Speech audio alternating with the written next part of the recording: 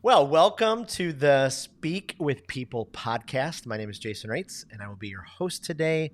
I'm so excited that you are joining us. This podcast exists because we believe words matter, and we really believe that our world, your world, my world, our world can be changed through healthy communication. And so we hope that our time and this podcast will challenge you, encourage you to choose words that bring life and to communicate in healthy ways. Well, it is Thanksgiving season. I can't even believe we're already there. Christmas is going to be here sooner than we believe. But since Thanksgiving is here, we thought we would dive in and talk specifically about gratitude and how we can communicate gratitude and how when we communicate gratitude, it affects a person. And so we shouldn't just do this just at Thanksgiving, but since we are in the thankful Thanksgiving type of season, we're going to be able to do that. And so we're going to dive right in. And so today we get to dive in with our guest, Connie Mohawk. And so I want to welcome you to the podcast. Thank you, Connie, so much for joining us.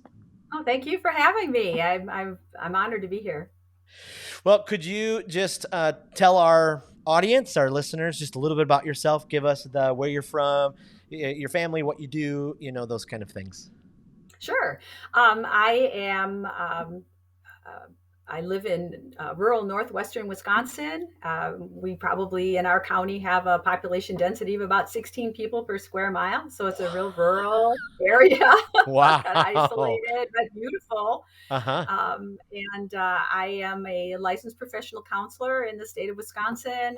National certified counselor is another credential that I have. I kind of started this as a career change. Mm. In my 40s, went back to school and studied clinical psychology and got a job in northern Wisconsin where I kind of always wanted to live. I'm from Wisconsin originally and worked in community mental health for a few years, and then moved to an outpatient counseling clinic. And then in 2020, COVID kind of opened the door for me to open my own practice doing Mm. telehealth out of my own home. So I've been doing that on a part-time basis for a couple of years. And then I also teach at a couple of institutions of higher learning up here in our neck of the woods. I teach psychology and substance abuse courses. Wow. Wow. Well, thank you so much for all you do. I am a giant believer in counseling and am so thankful for the counseling that I've been able to experience in my life, but just I know how incredibly important it is. And I know people like you in your profession, oh wow, just thank you for helping people walk through some unbelievable times. You're welcome. So as we dive into the topic today, from your perspective, what exactly, or just kind of help us get to that groundwork, what exactly is gratitude? That's a good question. It's one of those concepts that we're all familiar with, but it's kind Right. of hard to articulate what it is. And I kind of like to think of it in three different ways. One is gratitude. It's an emotion. Mm. It's an emotion we experience, like when somebody gives us a gift, something that we are happy to receive. We have a rush of positive emotion that we could call gratitude. We can also look at gratitude as an expression, either a behavioral, something we do that expresses gratitude, or maybe a facial expression that expresses gratitude. And those expressions will typically come out of something happening to us and that feeling of gratitude that we have, or they might be just something we initiate intentionally. Mm-hmm. Uh, but the part of gratitude that I think is most powerful is the disposition of gratitude, and Mm. by that I mean it's more of a akin to a personality trait or a character trait, and it's more than just doing things that express gratitude. It's being a person who is characterized by gratitude, who sees life and works through a lens of gratitude, and Mm. maybe does life through kind of a mindset and a way of gratitude. And I think that's where gratitude can be really powerful, when we have a high dispositional gratitude. Mm. Boy, that's so good. I heard a speaker years ago talk about, their life kind of changed when in the morning, instead of, doing anything else, they put their feet on the floor and they just started with, kind of moments of gratitude. And to be able to start their day off like that, just really, really changed them. Um, from your standpoint as a counselor, as you listen to people, guide them, help them, and as we look at 2022 when it comes to gratitude, are we at the top of the charts in people expressing gratitude? Are we kind of a little bit lower? Where is it in people's lives, would you say? Yeah, I think it kind of depends on where you look and who you ask. And I don't know any research that kind of says, oh, as a society, where Mm, are we as a grateful, in gratitude? But as a therapist, of course, I work with a lot of people who struggle with mm, depression, anxiety, other difficulties. And those difficulties, what comes with that a lot of times is negativity. And so, a person who is depressed and negativity is a part of that, negativity tends to, um, just kind of, it can bias the brain mm, to the point where negative things that happen stick like Velcro, and positive things that happen tend to kind of slide off like Teflon. The brain just becomes so bias toward negativity that it's hard for the individual to acknowledge, embrace, own, even really notice positive things that happen to them. I've worked with clients that have had a lot of negative experiences in their life. And because of their focus on the negative, it tends to bias their brain so that if you ask them, what are some things you're grateful for? It is really difficult for them to identify things. mm, And so that bias tends to even make it so that if neutral things happen or even positive things happen, it's easy to identify or to interpret those things as negative. And so that makes it really hard to be grateful if you can't identify things in your life to be grateful for and thankful for. It's hard to be a grateful person and to express gratitude and to reap the benefits of it. So folks that are in that situation, I think, really struggle and lack gratitude in their life. yeah. Other folks, though, that I mean, it works the other way. If we have more of a disposition towards gratitude, and we, like you said, that person you mentioned, getting up in the morning and gratitude is the first thing they think about in the day, that can work toward a positive bias in your brain where the things that happen to us that are positive stick like Velcro and the negative things roll off. And then you've got a higher dispositional gratitude and just are a more grateful person. And that comes out in your behaviors, in your language, your Hmm. communication, all sorts of ways. I mean, just that analogy, I feel like could be the greatest, meme. We live in this meme, GIF world or GIF or however we word it, but just the negative is like Velcro. And it's just so true. I mean, it's especially leaders or, communicators who are paid to communicate or people who are up front or, I mean, really whatever place of life. It's just amazing how we could get 100 positive things said to us, but that one, Mm-hmm. it just holds on like Velcro. That analogy is just fantastic. Yeah, and I think it is a helpful analogy. And what's interesting is that gratitude can be kind of an antidote toward that negative bias to help Oh. change that cognitive structure so that we are more on a positive side, and the positive things are what are sticking like Velcro. So when I work with clients, I try to help them reframe situations to see them in a more positive light. Something happens that we interpret as negative. Well, what opportunities might this present?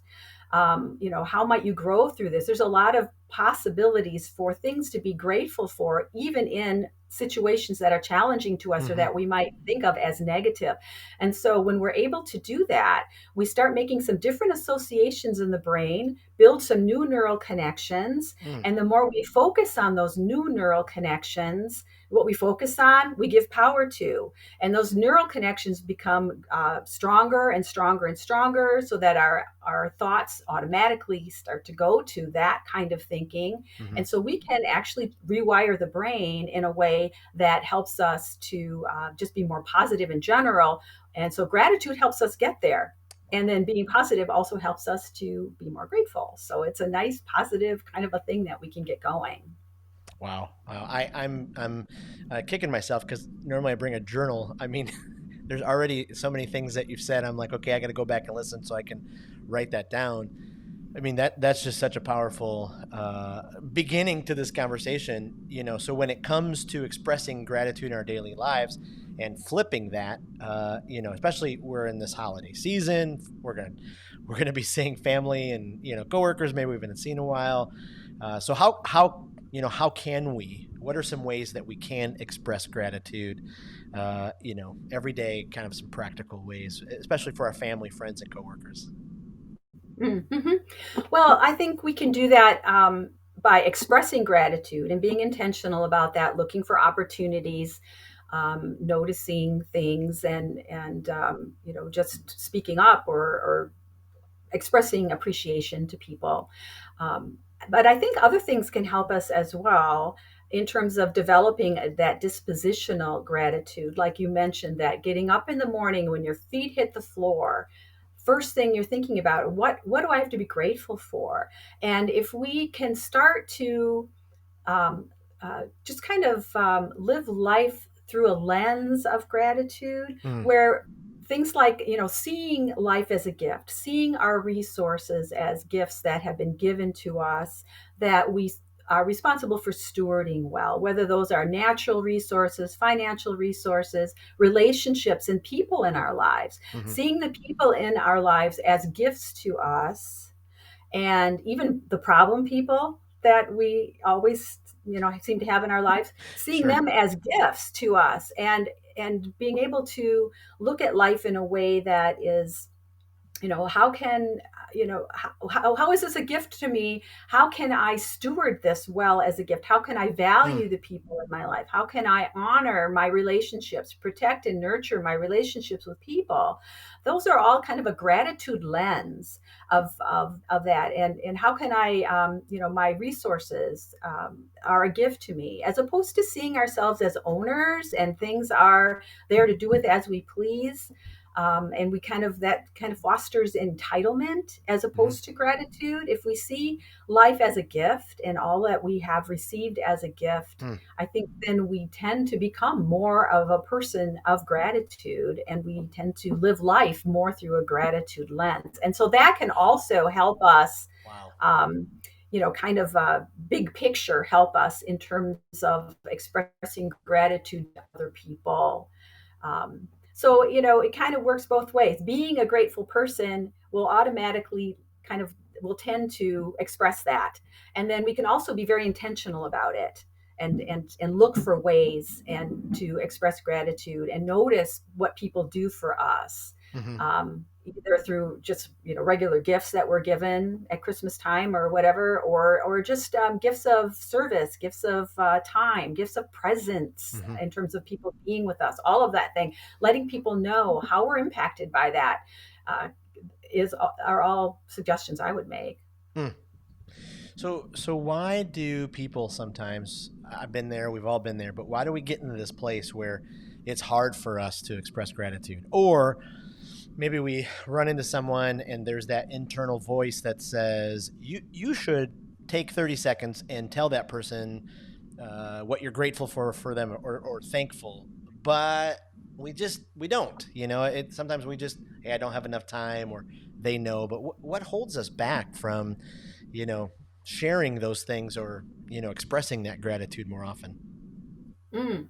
Well, I can think of a few things that would hinder that, Jason. It takes energy for Mm, one thing.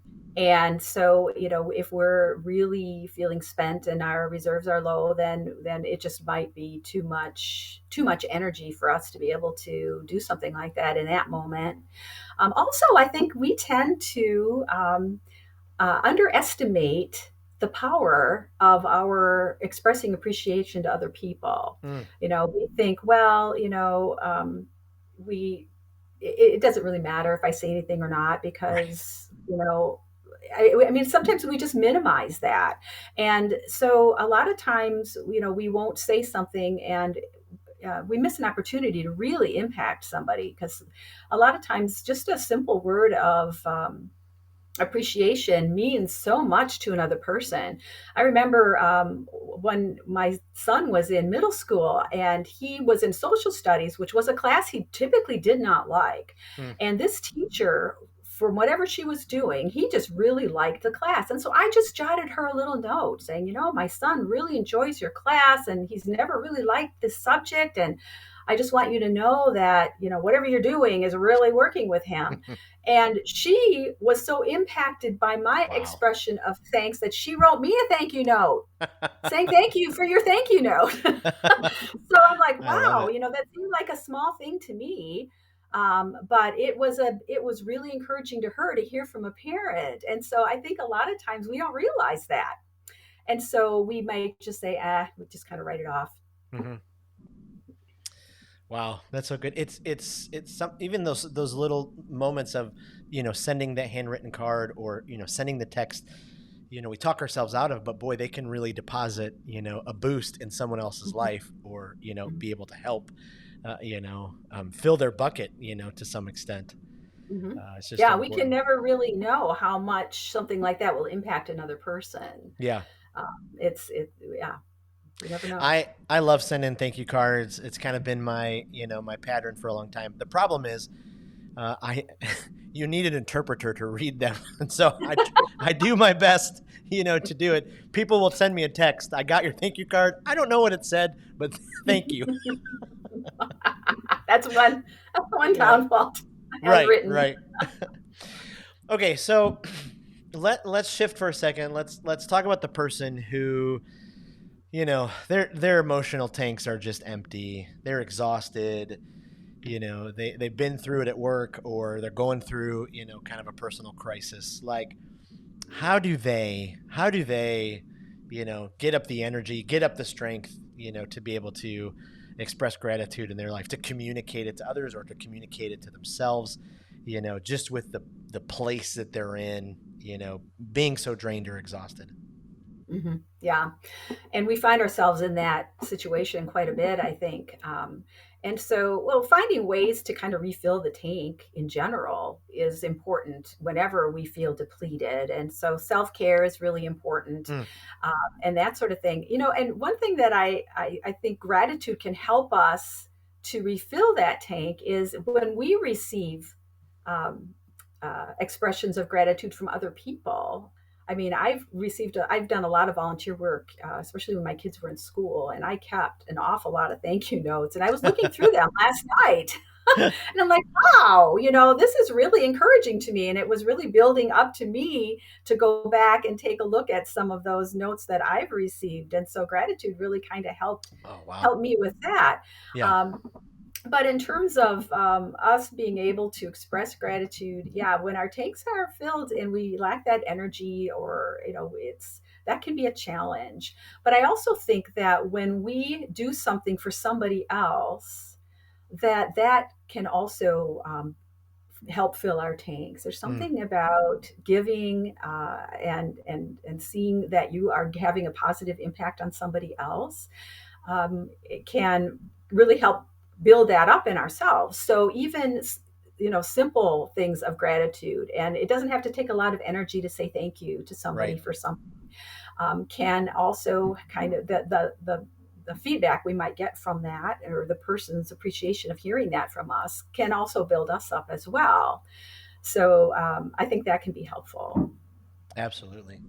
Absolutely. It's amazing. I feel like just in the last week or two, I've, talked with a few people who they're just in that place of life. And, I've been there, and, when you work through it, you can look back and go, okay, I mean, even just what you said, just start with those practical things, because they can, start to help you, move forward, and, be able to do it. It's just so incredibly important. We're coming into Thanksgiving.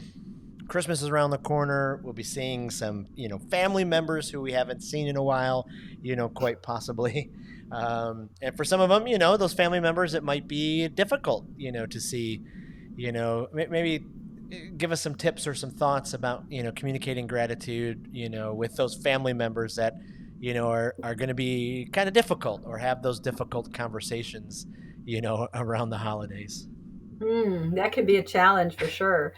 Sometimes I think we have to kind of be creative in our ways of thinking about what we're grateful for. And in a situation that might not be ideal, we may have to, kind of look past the obvious. Mm, We can thank people for, even if we receive a gift that we didn't particularly like, it doesn't really match our interest or something like that. We can right. still thank people for thinking of us. We can thank people for going, they've gone to the trouble of choosing a gift. They've gone to, to remember us and to do that. I mean, we can be grateful for their intentions that way. So sometimes we need to kind of look for that sort of thing, that might help. In terms of just ways to effectively express gratitude, I think a couple of things we can do are to tailor the expression of gratitude toward the recipient. Mm, So, for example, somebody might really like to have something written out, like a note or a card or a letter, or something that they can then keep and treasure and reread later. People that maybe have a love language of words of affirmation mm, might like that. Somebody who likes quality time, maybe to take them and have lunch together and express gratitude verbally that way. It can, so knowing kind of how a person, receives that sort of thing might be helpful in just considering that, being thoughtful about that. mhm. Also, in terms of other things too, I mean, my generation, I'm a tail end baby boomer, and we're used to written stuff. Right. And so, grandma and grandpa might prefer a written note to a text or something done that way, whereas younger folks are just fine with, Mm, things through social media or text. So you might want to consider something like that. And then the other thing that I think can be really helpful in expressing gratitude in a powerful way is to try to go beyond acknowledgement to impact. oh, I have, like I said earlier, I volunteered a lot while my kids were in school. And one of the things that I did was direct as a volunteer our middle school jazz band at the middle school where my kids went. And at the end of the first year I did this, the students all signed something to express gratitude to me. And there's one student that what he wrote, I've remembered, and this is more than 25 years. And he wrote, "Now I love jazz thanks to you." And that one sentence was right. just touched me so much Oh, because it showed impact. It wasn't just, thank you, appreciation, and I appreciated all of that, but impact really, really was powerful to the point where I remember that sentence and that student all this time later. So if we can go beyond just thank you for this, I will enjoy using it, or hmm, thank you for this, whatever, to to think a little bit more deeply, connect more with how did this, impact me? And obviously, some gifts lend themselves to this better than others. But hmm. when we can, and to the extent we can be specific and talk about impact in our gratitude expressions, I think that makes them more powerful. Wow. Wow. That is. And then amazing, just the power of words. I mean, 25 years Mm-hmm. later, and it's still, it just still, it's just another good reminder of why words matter so Yep. much. So much. Yep. Okay. Anything you would, at the end of this conversation, anything that you've been thinking about? Boy, I wish I would have threw that in about gratitude or communicating gratitude as we kind of finish up our talk here. I think I covered most of it. I think the most important points that, if I were to reiterate them, would be in order to kind of develop a higher level of dispositional gratitude, which I Yes. think is what is really powerful. And we really didn't talk about the benefits to gratitude. Maybe that's what I can mention real Yes. quick, Yes. Jason. Research has shown that gratitude has some pretty powerful benefits, Mm, whether that's experiencing and feeling gratitude, what lights up in the brain when we have thoughts of gratitude or we imagine a situation that kind of evokes those feelings of gratitude, as well as expressions of gratitude and things like Oh, keeping a gratitude journal, counting our Oh. blessings, writing things down.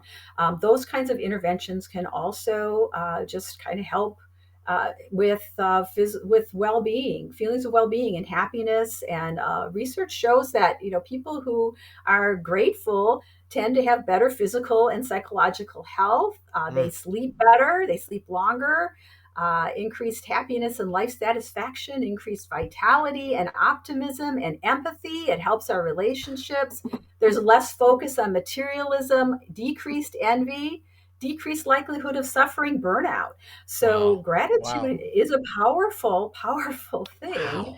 And if we can harness that, we're just in a better place in life, and we're in a better place to be with people, and our relationships, our communication with them Mm. will all benefit from developing and in gratitude. And it's a pretty simple thing to do in terms of practices and just kind of ways of thinking that we can change and we can work on to cultivate that, become more people that are more characterized by gratitude. And there's a lot of benefit to reap from that. Mm. Wow.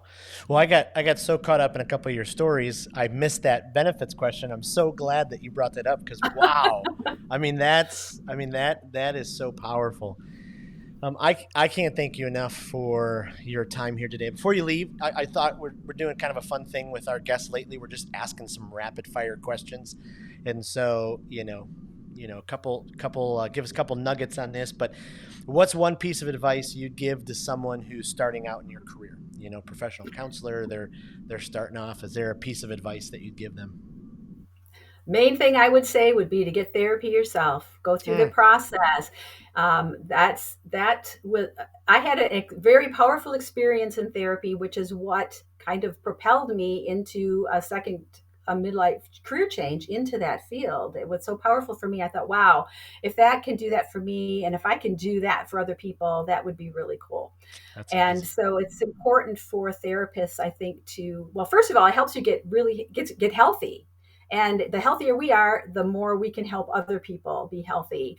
And it also is helpful just to know what it's like on the other side of the dynamic, and Yes. to know what people experience when they're working with us. So that's the I think going through therapy myself was my best preparation for being a good therapist.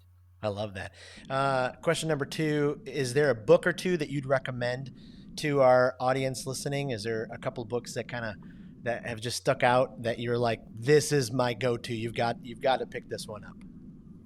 Well, I have a couple books that I would recommend that I've run across over the years that I've recommended to people that I think are really helpful. One is The Whole Brain Child by Mm. Daniel Siegel. He's a neuroscience researcher, does a lot with mindfulness, and I've used a lot of his principles both with my clients and with my students.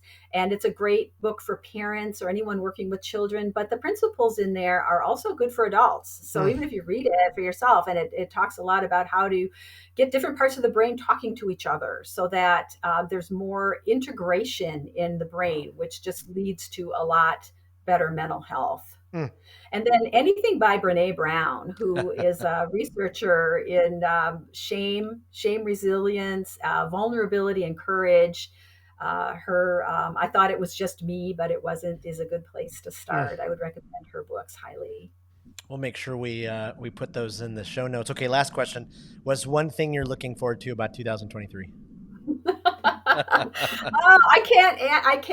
I can't identify a certain event or a certain thing, but I will say that I'm very excited about the future. I Mm. think that this decade of my life will be the most fruitful, influential, and impactful that I've had. And so I'm really looking forward to Wow. 2023 and just seeing how that unfolds and what that looks like. Well, Connie, this has been great. And I'm already thinking like we have to have you on again because I already Oh, have so many thoughts and questions about we're doing this. And so, is there any social media or website that you want us to point people to, or anything that we can tell people where to find you on the web? I have a website, but I don't do anything with it. I'm really not out in social media a whole lot. Maybe that's Okay, something I need to consider and change. So, no worries. my practice is Solid Ground Counseling. And so I do have a website at solidground-counseling.com. And so if somebody wanted to get a hold of me, that there's a way you can kind of That's connect great. through that. And so that would be fine. Wonderful. Wonderful. Well, thank you so much for joining us today, taking the time. This was so rich. I know it will help so many people. We cannot wait for this to be published. And so before we sign off this episode of the podcast, we just want to remind you that if you are a leader, you have someone, you're someone with influence, you've recognized maybe that there's a lid on your leadership or your communication skills, and either that's one-on-one or on a team or from a stage or from behind the camera, and you need some coaching. We would love to talk to you about coaching. For us at Speak With People, it just starts with a simple phone call. And so you can email us at jason@speakwithpeople.com, and we'll get you information about our next step with coaching. And we just can't thank you enough for being a part of the podcast, for listening, for being a part of this community. Again, we exist because words matter, and our world, your world can be changed through healthy communication. So thanks for joining us, and we'll see you next week.